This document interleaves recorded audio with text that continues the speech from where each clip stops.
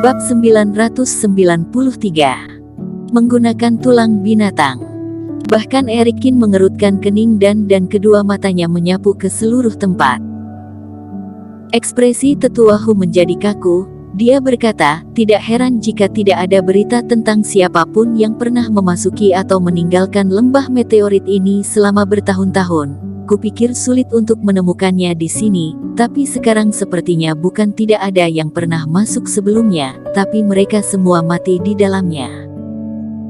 Ribuan monster darah iblis, bahkan jika Raja Monster ada di sini, pasti juga akan sulit untuk menghadapinya, bahkan untuk menghindarinya saja, apalagi tampaknya mereka ditakdirkan untuk mati di sini. Erikin menarik napas dalam-dalam, sepertinya dia harus mencoba cara itu. Kau tetap di sini, monster darah iblis ini, serahkan saja kepadaku. Tatapan Erikin menyapu tetua Hu dan yang lainnya, tetapi kata-katanya yang samar memberi orang semacam kekuatan yang menenangkan. Setelah perkataannya dijatuhkan, dia bergegas keluar tanpa memperdulikan apapun.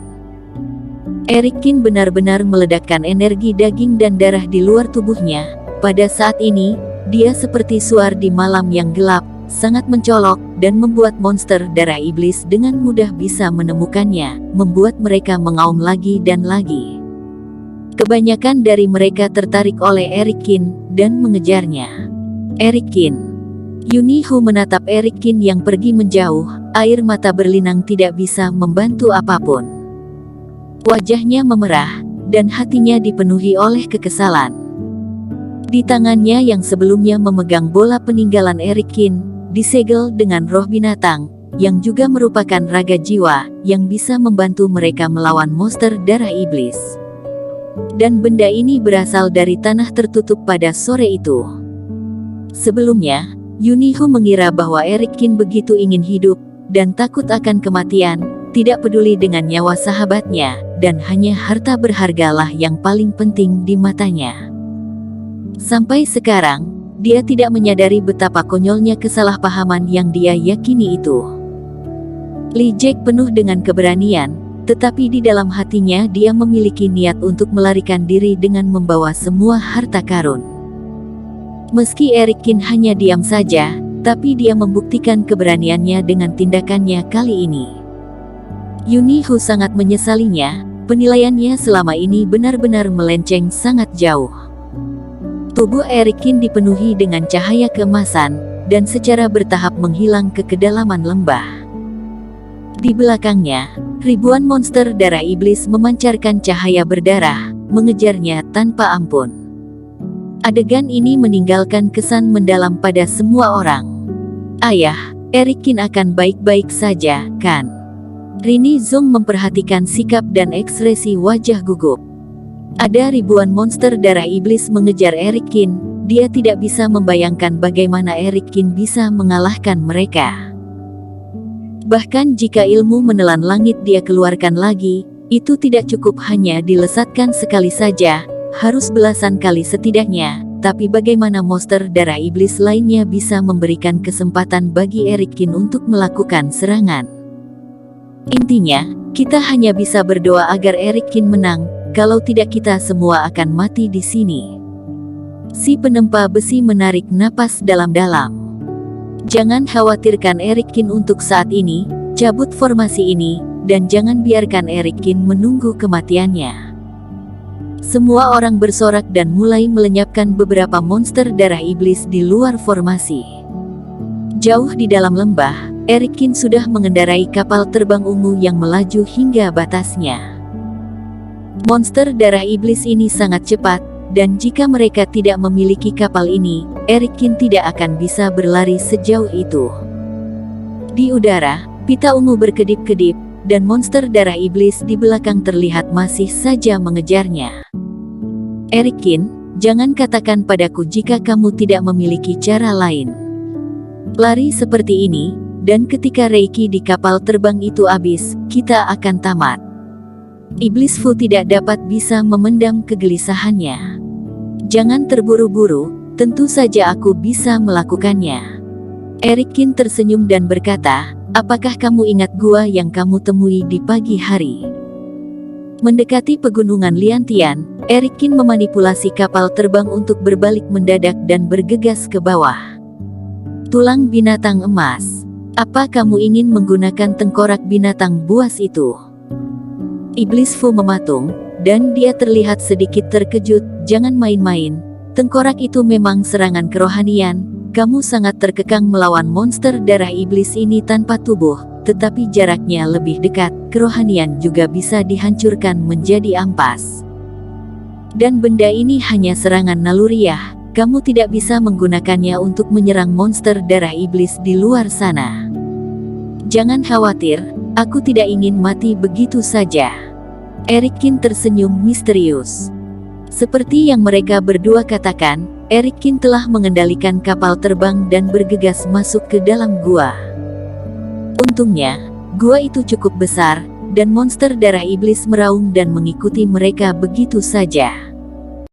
Segera setelah terbang masuk ke dalam, garis pandang di depan tiba-tiba melebar, dan Erikin datang ke aula di dalam gua.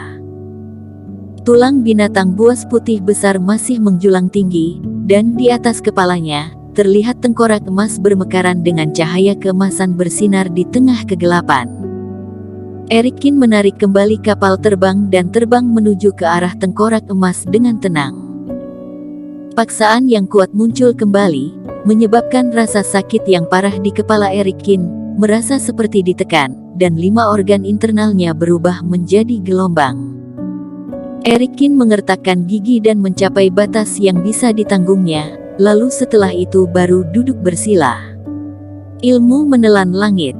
Erikin menggunakan ilmu sihir lagi, dan hal itu membuat darah mengalir dari alisnya. Tapi kali ini, tempat dia memilih untuk memanggil raksasa penelan langit adalah di belakang tengkorak emas.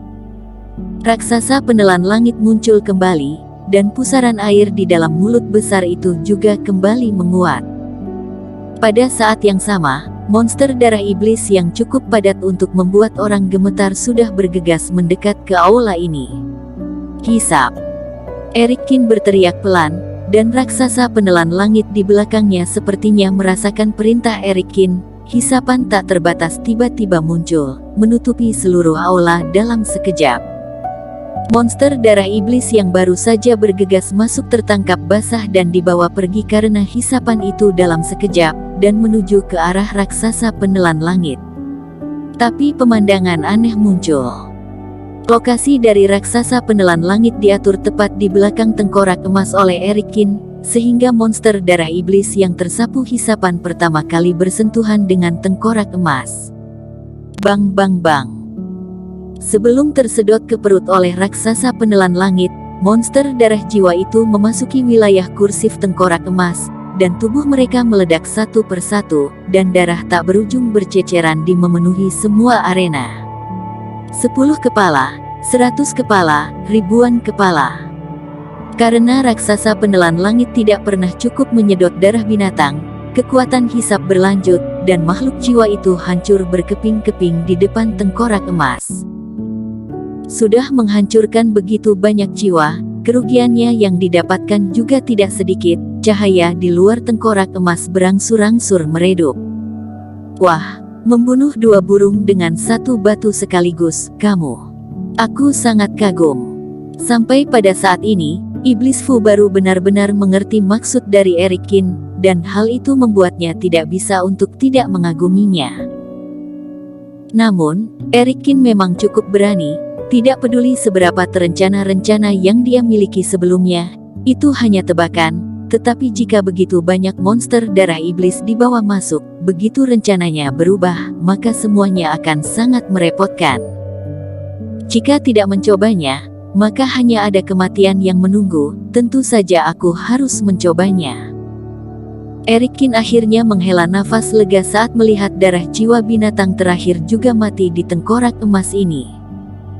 Kenyataannya, dia tampak begitu tenang di permukaan, tetapi sebenarnya hatinya penuh dengan kekemalutan dan kekhawatiran. Hanya saja ketika menghadapi situasi fana seperti ini, daripada putus asa dan pasrah dengan keadaan, setidaknya harus mencobanya terlebih dahulu. Semua monster darah iblis yang dihadapi Eric Kin mati karena kehidupan yang tidak menguntungkan, dan raksasa penelan langit bahkan tidak menelan satu pun setelah bekerja keras untuk waktu yang lama. Pada saat ini, dia kehilangan semua targetnya. Satu-satunya mata yang dia buka memberi Eric Kin tatapan kejam, seolah-olah dia mengeluh tentang Eric Kin, dan kemudian tubuhnya perlahan menghilang. Apakah raksasa penelan langit benar-benar mati? Mendapat lontaran tatapan penuh emosional yang ditujukan kepadanya, hati Eric Kin juga dibuat bergetar. Tengkorak emas ini sudah bisa diambilkan sekarang. Tapi saat berikutnya, Eric Kin menarik kembali pikirannya, matanya tertuju pada tengkorak emas, dan ekspresi antisipasi melintas di wajahnya. Dia melangkah maju dan meraihnya.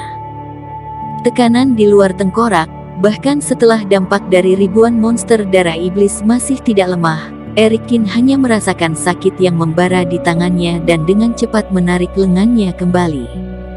Bersambung. Terima kasih telah menonton video ini sampai akhir. Jangan lupa subscribe dan nantikan kisah episode selanjutnya hanya di Novel Story. Salam.